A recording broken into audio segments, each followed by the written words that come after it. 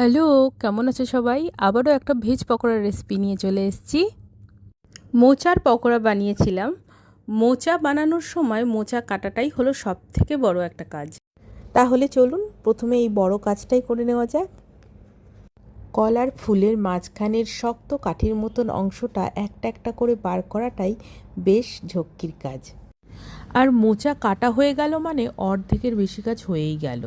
এরপর মোচা দিয়ে বিভিন্ন রকম চটজলদি রেসিপি বানিয়ে নেওয়া যায়।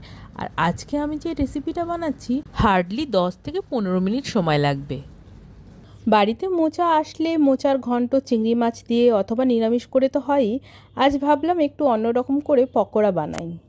মোচার মাঝের অংশটা রেখে দিয়েছি, অন্যদিন ঘন্ট বানাবো। আর আজ কচি কচি ফুলগুলো নিয়েছি, ওগুলো দিয়ে পকোড়া বানাই। চলুন।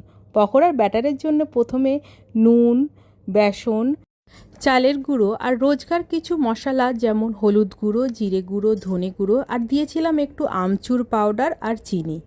এরপর ব্যাটারটাকে হালকা জল দিয়ে মেখে নিয়ে কলার ফুলগুলোকে গরম তেলের মধ্যে ভেজে তুলে নিলেই কুরকুরে কলার ফুলের পকোড়া রেডি। এই কুরকুরে পকোড়াগুলো ভাতের সাথে ডালের পাতে অথবা বিকেলের চায়ের সাথে বেশ জমে যায়। সকলে জমিয়ে খান আর ভালো থাকুন।